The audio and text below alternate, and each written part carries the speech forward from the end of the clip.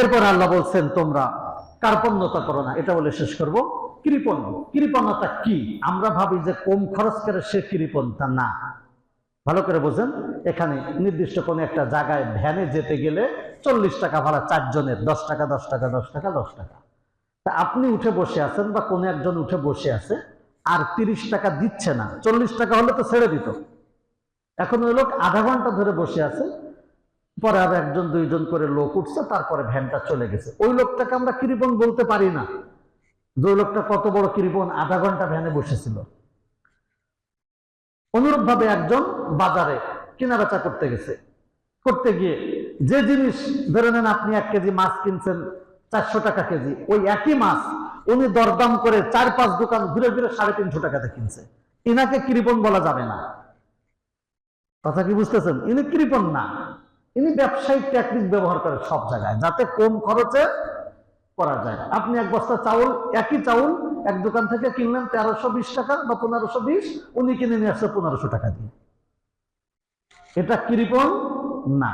এই যে আমরা ঢাকার জন্য বাসে, কয়জন বাস রিজার্ভ করে ঢাকায় যায়, একটা টিকিট কেটে বসে থাকি, সেই রাত্রে যাব, সকালে টিকিট করে বসে আছি। কই, আমি তো একটা বাস কিনে নিয়ে যাইনি, এই জন্য কি আমি কৃপণ? না। খরচ বাঁচানো এটা কৃপণ না, ভালো করে বুঝতে হবে। খরচ বাঁচানো এটা কি না? কৃপণ না। কৃপণ হলো যে ব্যক্তি অন্যকে তার হক থেকে বঞ্চিত করে, অন্যকে তার পরিপূর্ণ হক দেয় না, সে কৃপণ। যেমন আমার কাছে হক পাবে, আমার নিকট আত্মীয়দের ভিতরে আমার কাছে হক পাবে 3 শ্রেণীর লোক: পিতামাতা, দাদা দাদি, নানা নানি, স্ত্রী, সন্তান। এই 8 জন আমরা আগে বলছি। এখন আমি ইনাদের ক্ষেত্রে ওই আব্বাকে যখন খাবার টাবার দিতে যায়, কোন রকম একটু তরকারি আর একটু এই দিয়ে আসি। কিন্তু আমার শ্বশুর শাশুড়ি যখন আসে, তখন 70 পদের খাবার রান্না করি। তার মানে হ্যাঁ, একদিন মেহমানদারি ওটা ভিন্ন, 1-2 দিন মেহমানদারির সুযোগ ইসলামে আছে, কিন্তু সব সময় আমার আব্বার সাথে আমি কার্পণ্যতা করি। কি জন্য? আমার আব্বার তো পেনশনের টাকা আছে, আমার টাকা নেবে কেন? আছে না এরকম অনেক লোক, যে আমার আব্বা তো পেনশনের টাকা পায়, তা আমার টাকা আব্বার পিছনে কি জন্য খরচ করতে যাবে? এই যে চাপায় খরচ করতেছে, দাদা দাদির পিছনে, নানা নানির পিছনে, সন্তানের পিছনে, স্ত্রীর পিছনে, এক কথায় তাদের যা প্রাপ্য ছিল সেই প্রাপ্য থেকে তাদেরকে কম দেওয়া। বোঝার জন্য সহজ করে বলছি যে একজন শ্রমিককে আমি ঠিক করলাম, সবাই ঠিক করছেন 500 টাকা করে একদিন, আমি ঠিক করছি 400 টাকা, এটা দোষের না, আমি কৃপণ না। ওই শ্রমিক যদি অভিযোগ করে সব জায়গায় কিষাণ চলতেছে 500, উনি কেনলো 400 টাকা, তো করুক, তুমি গেছো কেন? কথা বুঝতেছেন? উনি চুক্তি করছে কয় টাকা? 400, এটা বৈধ। কিন্তু 400 টাকা না দিয়ে দিলাম 390, তাহলে এটাই হলো আমি কৃপণ। এই টাকাটাই বোঝা যায়, কিন্তু অন্য কিছু তো বোঝা যায় না। যেমন আপনাকে খেতে দেওয়ার কথা, আমার অধীনে আপনার খাবার এবং কাজের শেষে টাকা দেওয়া, এবার খাইতে দিলাম সাধ্য অনুযায়ী একেবারে বাজে অবস্থার খাবার, মানে আমার যা সাধ্য ছিল তার থেকে অনেক নিম্নমানের খাবার দিচ্ছি, এটা কৃপণ। পার্থক্যটা বুঝতে পারছেন? চুক্তি যা থাকবে ওটা কম হলেও ঠিক, বেশি হলেও। সবাই গাড়ির টিকিট কাটলো 550, আমি বলে টিকিট কাটছি 350 টাকায়, এটা কোনো দোষের না। কিন্তু আমি একজনকে 500 টাকা দেওয়ার কথা বলে 490 টাকা দিলাম, আমি বলছি সাধ্য অনুযায়ী আমি তোমাকে 3 দিন খাওয়াবো, তুমি কাজ করে দিবা।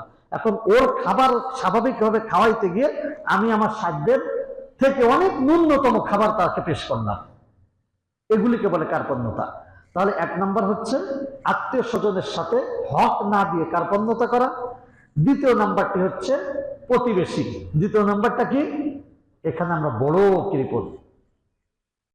আল্লাহ নবী সাল্লাল্লাহু আলাইহি ওয়াসাল্লাম সাহাবীদেরকে প্রতিবেশী সম্পর্কে এত তাগিদ দিতেন, এত ওহী শুনাইতেন, সাহাবা ইকরামগণ বলতে বাধ্য হয়েছেন, ইয়া রাসূলুল্লাহ, আমরা তো মনে করছি কেউ মারা গেলে প্রতিবেশীকে সম্পদের ব্যাপারে মিরাসের বিধান আসবে, যে প্রতিবেশীকে এই পার্সেন্ট দিয়ে দিবা।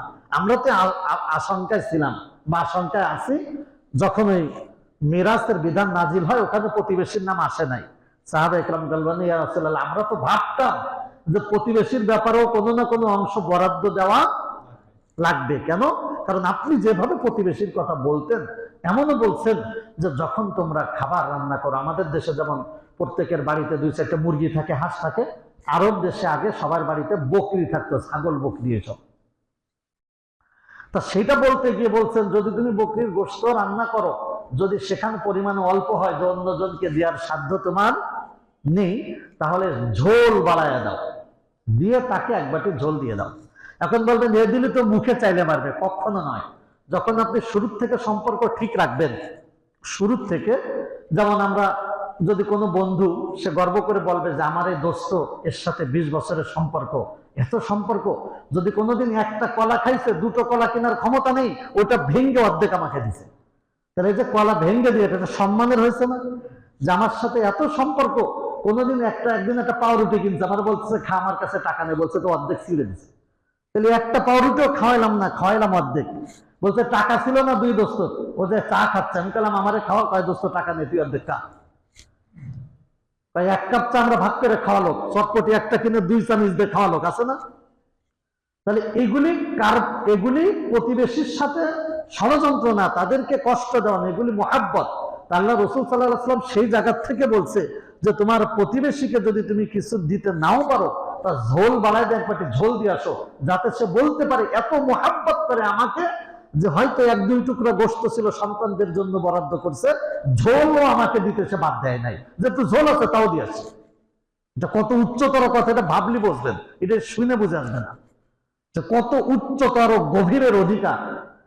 যে গোশত না দিতে পারে একটু ঝোল দিয়ে আসো, তাতেও সে গর্ব করে বলবে আমাকে এত মহাব্বত করে আমার এই ভাই, যে সে যদি গোশত নাও দিতে পারে, একটা খেজুর যদি একটা, আমার মনে আছে আমাদেরকে একদিন একটা আম দিয়েছে, একটা প্রতিবেশীর থেকে। তা কি জন্য?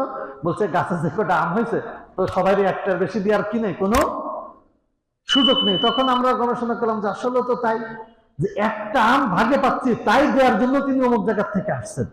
তাহলে নিঃসন্দেহে এটাতে মুহাব্বত বাড়ে। আর আমাদের সব থেকে শত্রুতা হলো প্রতিবেশীর সাথে, প্রতিবেশীর সাথে শত্রুতা। এর জন্য এটা রাসূল সাল্লাল্লাহু আলাইহি ওয়াসাল্লাম মেরাজের শিক্ষা, এটা মনে রাখবেন। খালি সবে মেরাজ রোজা রাখলাম আর রাসূলের ওই বাকিটুক আলোচনা করলাম, কাজের টুক না করে, তাহলে মেরাজের পূর্ণতা পায় না। আর লাস্ট হলো বখিল ওই ব্যক্তি, যে ব্যক্তি বঞ্চিতদেরকে তার প্রাপ্ত অর্থ দেয় না। মানে যারা যারা আপনার কাছে হক রাখে, আপনি ধনী মানুষ, পাশে একজন গরিব মানুষ, আপনার বাড়ি আসছে 1 মুঠ চাল, ওর বাড়িও গেছে 1 মুঠ চাল, মেললো? তাহলে মেলে নাই। আপনার 2 মুঠ দেওয়া উচিত ছিল, 2টো চাল বেশি দিতেন। যেই মনে করে যে আল্লাহ তো ওর থেকে আমাকে, যখন আপনি দেখবেন যে আপনার সমপর্যায়ে কেউ কোনো বিপদগ্রস্ত অসহায়গ্রস্তকে কোনো ধরনের সহযোগিতা করছে, চেষ্টা রাখা যে আমি যদি ওর থেকে সম্পদশালী হই, একটু হলেও বেশি করা, একটু হলেও বেশি করা। হ্যাঁ, যদি এমন হয় যে ওই লোক তো শুধু ইনাকে দিচ্ছে, আমার তো 10 জায়গায় দিতে হয়, সেটা ঠিক আছে, তাহলে কোনো সমস্যা নাই। কিন্তু এমন না হয় যে ব্যক্তি 50,000 টাকা ইনকাম, তিনিও মাসে 1,000 টাকা অসহায়দের জন্য ব্যবহার করেন, আপনার বেতন 1 কোটি টাকা, আপনিও মাসে 1,000 টাকা ব্যবহার করেন, এটাই হলো আপনার হক থেকে বঞ্চিত করা। এজন্য আমরা যে বিষয়গুলি বাকি আছে আমরা পরবর্তীতে আলোচনা করব। আল্লাহ রাব্বুল আলামিন আমাদেরকে অতিরিক্ত খরচ এবং কার্পণ্যতা এই দুটো থেকে হেফাজত করুক, আমিন। বিশুদ্ধ হাদিস অনুযায়ী বকিল পৃথিবীর সব থেকে বড় আবেদ হয়ে গেলেও জান্নাতে যাবে না, নাউজুবিল্লাহ। সব থেকে বড় ইবাদতকারী হয়ে গেছে, কিন্তু বকিল মানে চাপায়ে খরচ করে না, ওটা তো আগেই বলছি, অধিকার বঞ্চিত করে, এরা জান্নাতে যেতে পারবে না। আল্লাহ হেফাজত করুক, আমিন।